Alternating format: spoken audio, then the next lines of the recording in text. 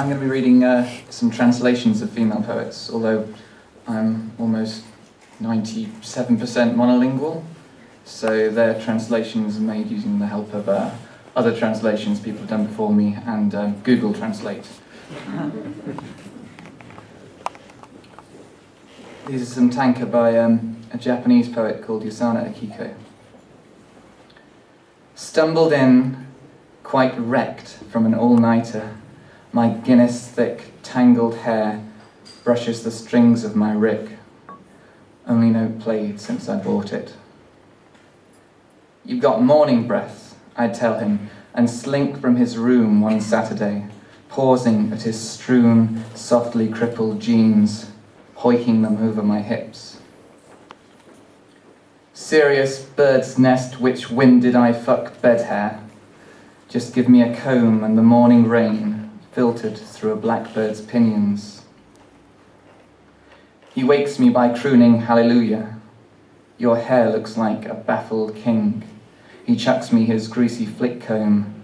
I go red and miss the catch.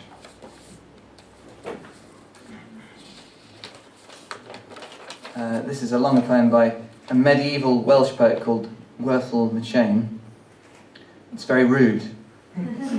I almost feel uncomfortable reading it, but she is, I think she probably was very rude in her own language, and it's a very satiric poem as well. It's called, or I translated it as, "Oh you mad jealous women. So quick to lose your heads, to spit lightning like metal in a microwave. No sooner is the ring snug to your skin than your brains go haywire, your faces fill with fire and rage and glower with unchecked envy, sparking bloody brawls coast to coast. Why? I mean, what the fuck, girls?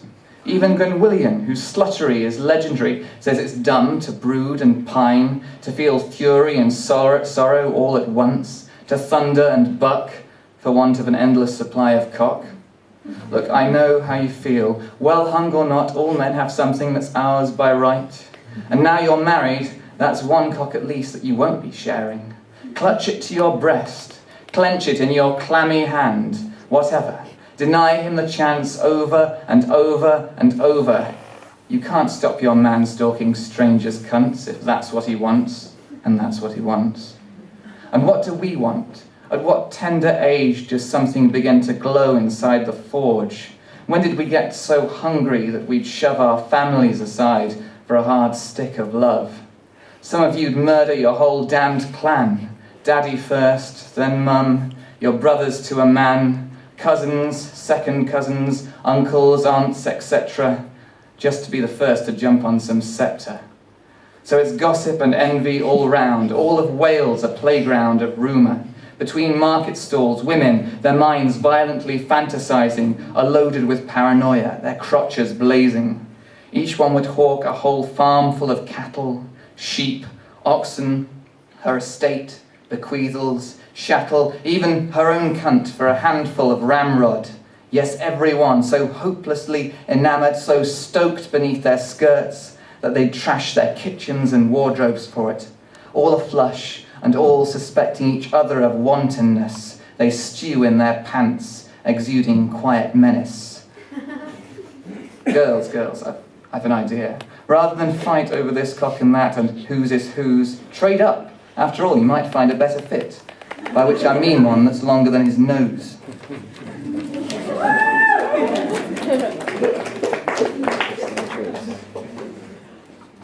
And lastly, I'm going to read a poem by another Japanese poet, but a contemporary one, she's still alive, called Hiromi Ito. This is called Bad Breast. There's a tropical rainstorm and me, all trussed up. The bugs are teeming and the plant life frothing, and me, all trussed up. There's a hot howl of wind and a white whirl of rain, and me, of course, all trussed up, with my plump and swollen breasts, so plump and swollen that all I am is breast, fat to bursting at sunrise, to be suckled and suckled and suckled to a wrinkled fist of fruit by nightfall. Round and full and good, then suckled and suckled, all of me suckled to an empty tank. then I'm the bad guy, then I'm the bad breast. The bugs are teeming, and the plant life froths, and me, suddenly, the bad breast. How babies plot vengeance on the bad breast. They want to drink breast when it thunders. They want to drink breast when the clouds skit about. They want to drink breast in the hot howl of wind. They want to drink breast in the white whirl of rain. Until, at once, it stops short. Then they go out and gather a sweet rack of yams, and they gather muddy bumps of taro root, and they gather pursed lip bulbils, pots of rich bean jam, bundled bagworms, toasted acorns, tasty starch, more than they can carry in their crocodile fists. Yes, of course, when it stops, they'll gather these muddy bumps of taro root, more than they can carry in their crocodile fists. Thank you.